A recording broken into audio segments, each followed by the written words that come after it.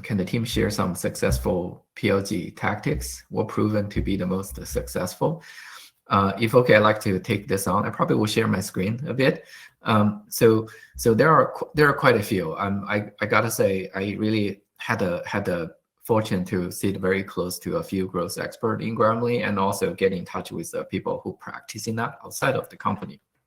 So to say a few, I would say probably number one is the product marketing. In this case, I truly think, there you go. Right, we have our expert here. So normally when we talk about tactics, we can easily get into the referrals, right, product loop or growth channels. But really going back to how Grammarly were able to take the shift is really how the product marketers were able to pivot from the student focused tool to the professional, right? How to come up with the product positioning, how to collect the user data, how to come up with the features, and how to making sure follow through, making sure there's a job to be done, and then ultimately how to draft the messaging to deliver that to sounds more compelling, make people feel this is not just a grammar checker tool, right? So I was part of the B2B launch when I joined. I think the product marketing spent a lot of effort in determining how should we turn the B2C to B2B tool, right? Because the Grammarly is a B2C tool. Nobody see that the brand was so well known at the time, right? Nobody would take it seriously as an enterprise function. So I think the product marketing did so much work in identifying what the enterprise, what the business would care more, what feature rank the most.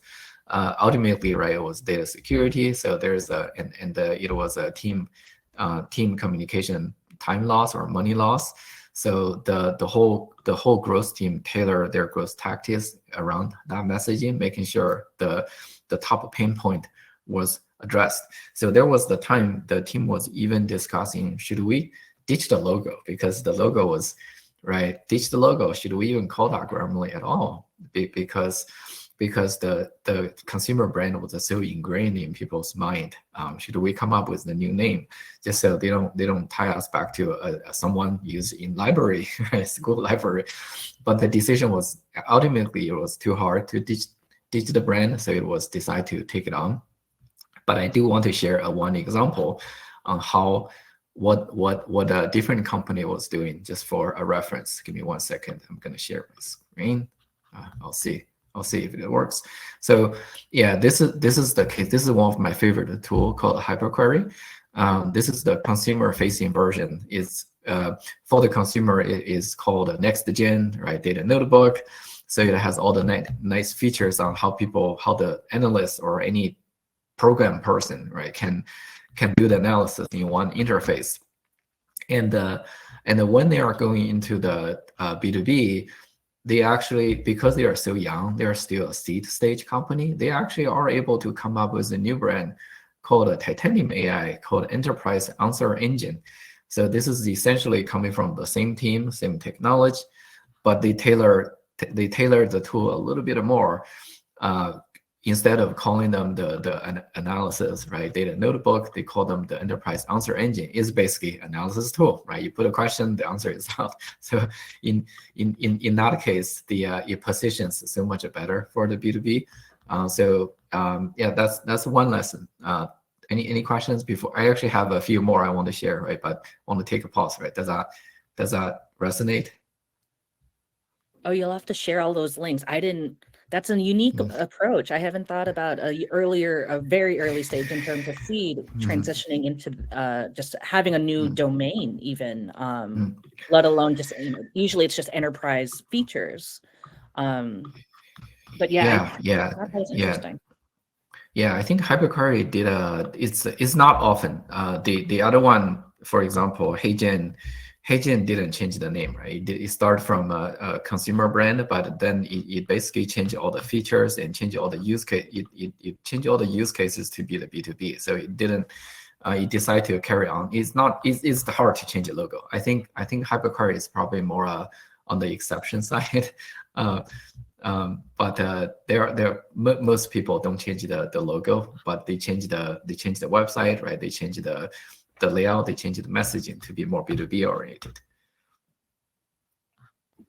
Changing the brand name or changing the logo is so hard, and it just like it reminds me of SurveyMonkey.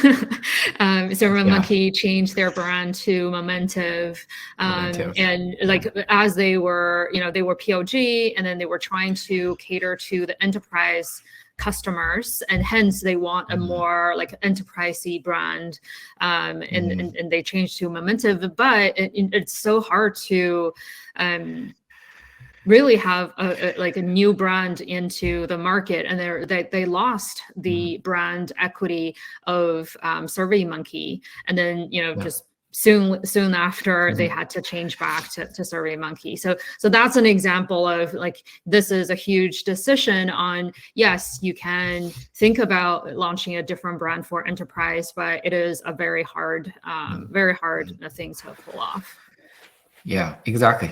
I think Naira has a lot to say, because FI, right? Naira runs a platform called SiteX, which is trying to take the Qualtrics down the throne as an enterprise survey and experimenting tool. So exactly, the Qualtrics is a much better example than SurveyMonkey.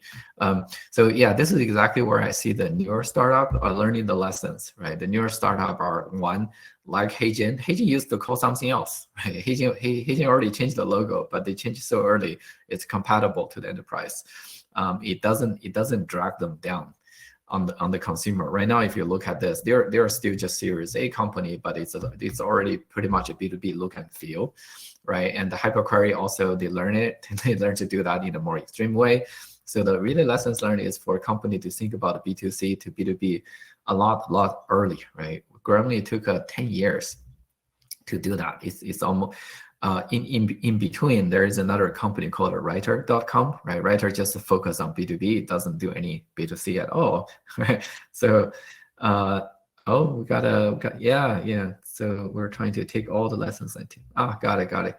Well, enlighten us too, Tim and Naira. You all have a very first hands-on experience too. So yeah, that's I want to briefly pause on that one. Yeah, so basically the product marketing and the positioning, the B2C to B2B transitioning was hypercritical.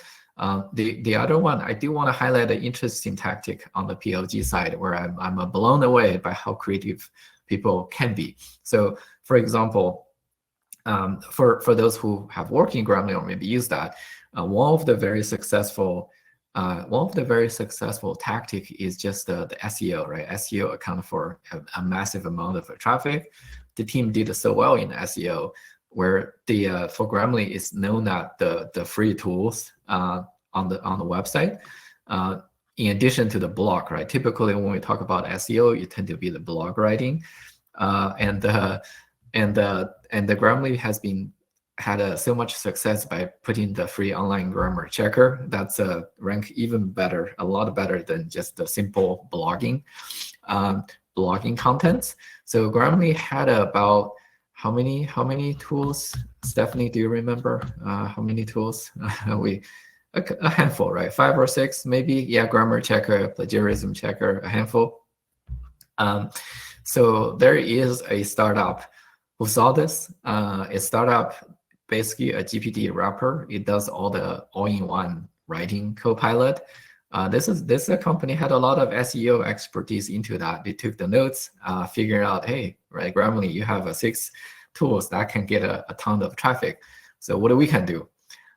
They created over 120 tools. So so they do have in addition to spell checker, in addition to grammar checker, which pretty much is identical to the Grammarly version, they also come up with a ton, such as article rewriter, sentence generator. Actually, a lot of are probably duplicative, but the fact that they have so many tools in place, it dominates a lot of the search attention. And whenever people search about, hey, I want to do a random question generator, I don't know how many are there, but it took in a lot of the organic traffic in there. And I think last time I was checking, this company were able to go from a few 100K to 3 or 4 million per month of traffic in a matter of a few months. So those are just trying to highlight another growth or PLG. I call this PLG tactic too because it's non-paid media.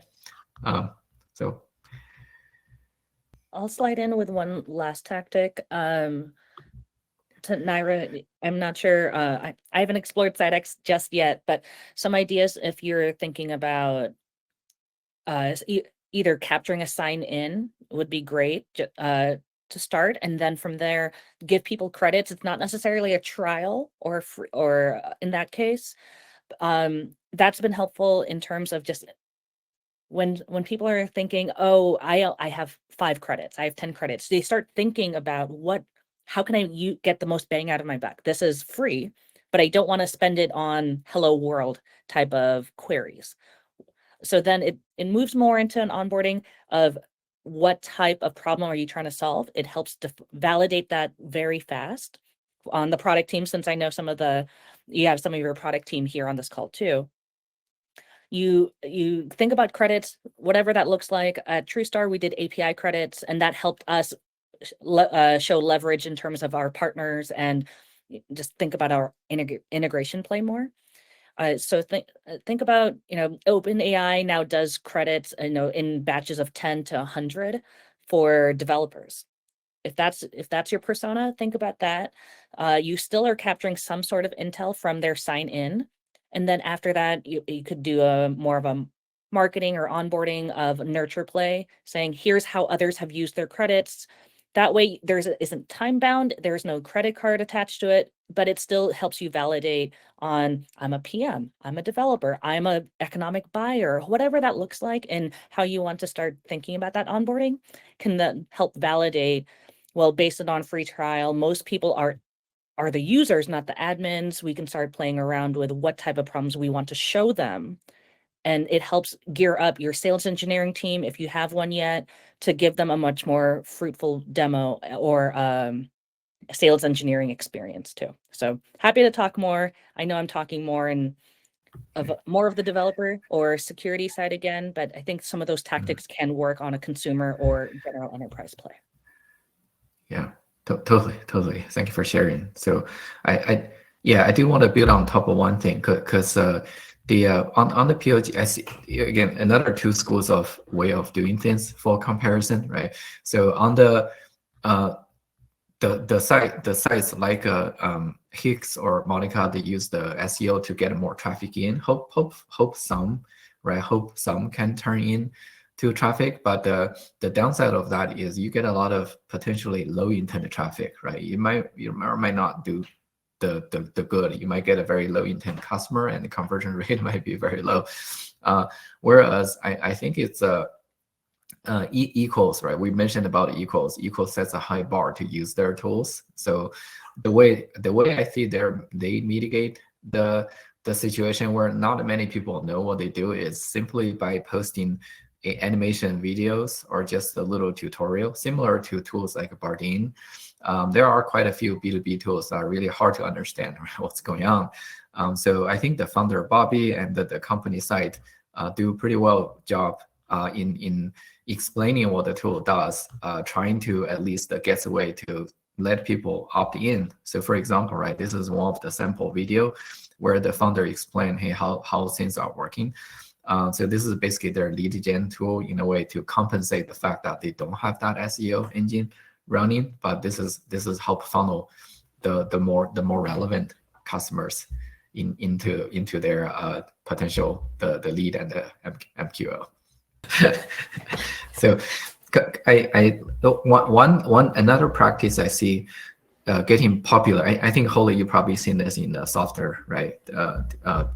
Work. The community has been radically changing how the individual and the team-based value creation looks like.